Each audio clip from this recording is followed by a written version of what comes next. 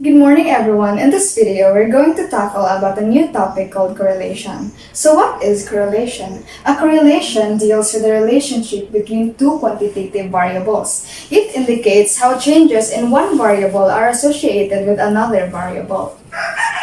The linear correlation coefficient, denoted by R, measures the strength and the direction of the linear relationship between two variables. This coefficient is sometimes called Pearson product moment correlation. So here is our formula. Bivariate data contains two sets of related data.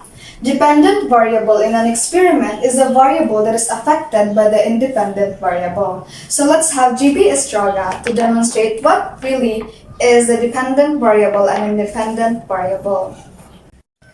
So now let us identify the independent and dependent variables in the given situation. First, the time spent by a student reviewing a lesson can increase his score in an examination. So what do you think is the independent and dependent variables? Correct. The dependent variable is the score in an examination.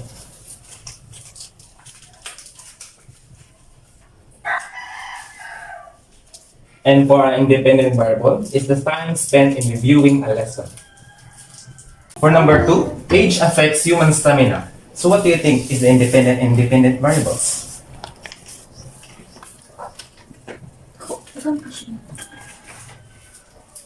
Correct. For our dependent variable is the human stamina. And for our independent variable is the age. So, thank you, GB, for the wonderful and extraordinary explanation. Now, let's proceed to the scatter plot of correlation with bivariate data. The values of the linear correlation R can range from -1 to +1 on in symbols. R is lesser than or equal to 1 but greater than or equal to -1. So, the positive values of R indicates positive linear correlation between the variables, while the negative indicate negative linear correlation. Now, let's first tackle what is positive linear correlation. So, technically, it means that as the values of x increases, the values of y also increases. Likewise, as x decreases, y also decreases. So, the variables x and y have a strong positive linear correlation. If the values of r is close to 1, thus r is equals to 1, indicates a perfect positive correlation. So now, here is an illustration of a perfect positive correlation. So, in continuation, let's have Janice Hospital. Thank you, Lavelle, for your wonderful explanation. So, a negative correlations means that as the values of x increases, the value of y decreases. The variables of x and y have a strong negative linear correlation if the value of r is close to -1. Thus, r equals to -1 indicates a perfect negative correlation. So, here's the illustration of perfect negative correlation. So the variables of x and y have a weak positive or negative linear correlation if the value of r is close to 0. Likewise, r equals 0 implies that x and y has no linear correlation. So here's the illustration of no linear correlation. So now let's tackle about the Pearson's R product moment correlation chart. So for our absolute value of coefficient is 1, and for interpretation is perfect correlation. So 0.90 to 0.99 is very high correlation. 0.70 to 0.89 is high correlation. 0.50 to 0.69 is moderate correlation. And 0.30 to 0.49 is low correlation. And for 0.10 to 0.29 is negligible correlation, and for the 0 is no correlation.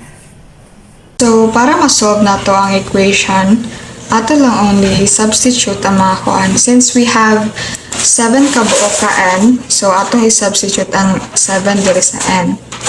Na siya 7 times 52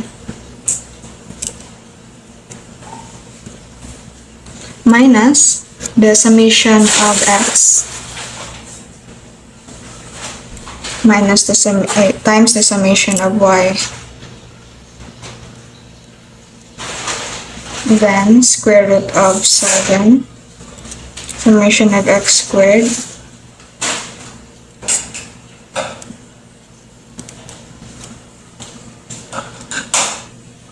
minus the summation of x squared times the square root of 7, the summation of y squared,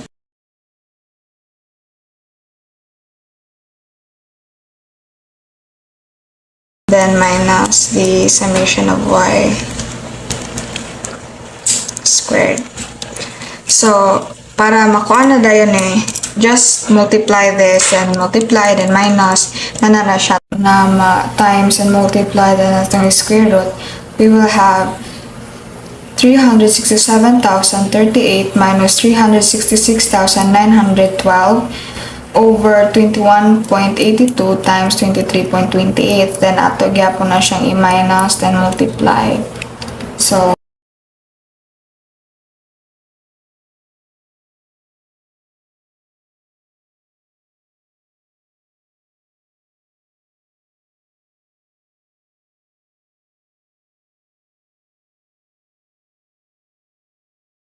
So our R is 0.25.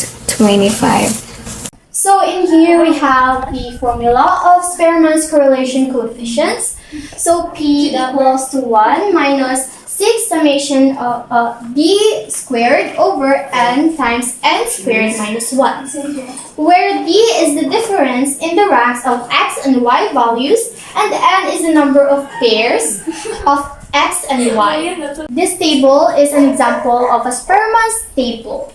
So in here we have the grade of math subject, which is 1992, 88, 87, 1993, 97.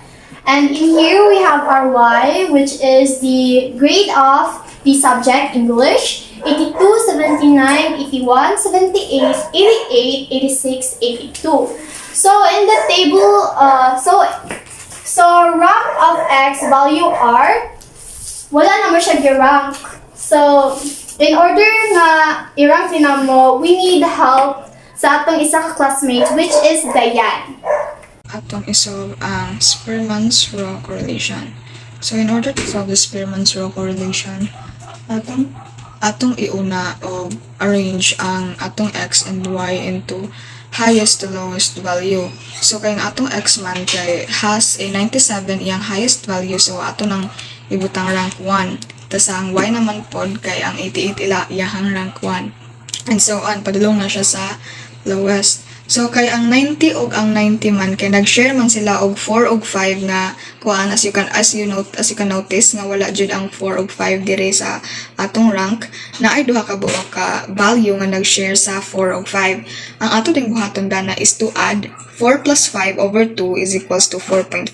So 4.5 ang atong ibutang dani sa ilahang rank. Kay nag-share man sila. Same as sa Y nato, ang 82 gang 82 kay nag-share sa 3 ug 4 nga rank.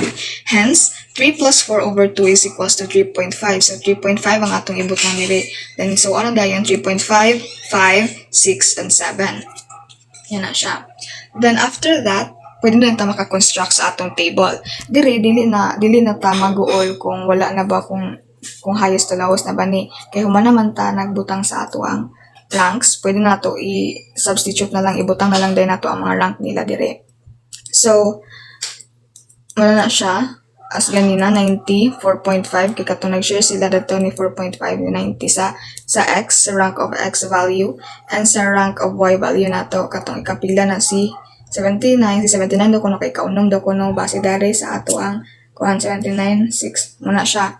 Connected na agad sila. And then, difference in ranks. So, D is equals to R sub X minus R sub Y. So, ang rank sa X da kuno og rank ni Y kay atong i-minus. So, yan siya. 4.5 minus 3.5 is equals to 1.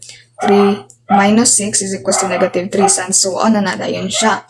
And then, diri sa atong last nga table, D squared, Wala na siyang a squared, nimo ni ang answer dali nila. So 1 squared is equals to 1, negative 3, and nimo na siyang positive 9. Because when you square something negative, it will turn into a positive. So ano na siya? 3.5 squared is equals to 12.25, and so on. So our summation of d squared is equals to 29.5. After that, pwede na din ito makagamit sa atong formula, which is Spearman's law is equals to 1 minus 6 times the summation of d squared over n times n squared minus 1. So, ato na din siyang a1 minus 6 times, kanina rin ato ang 29.5, ato rin yapon siya i-substitute, 29.5 over atong n is equals to 7. Atong squared ang 7 is equals to 7 times 7 equals to 49 minus 1. Ato siyang i-fast forward, ato siyang i-times ni siya, then i-times pud ni siya i-minus. Okay? So, after nato solve ni siya, mo ni amo gawas, 1 minus 177 over 336. And then, after that, ato na po dayon i-minus ng 177 sa 1. Mo siyang 176 over 336. Tapos, ato na siyang i-divide. Ang resulta dayon dana is 0.52. So, ang atong P is equals to 0.52. So, maura gid na siya. That's how we solve the Spearman's law correlation. So that would be the end of our report. I'm Dayan Vidlatore, the leader of Group 5. Thank you. Thank you.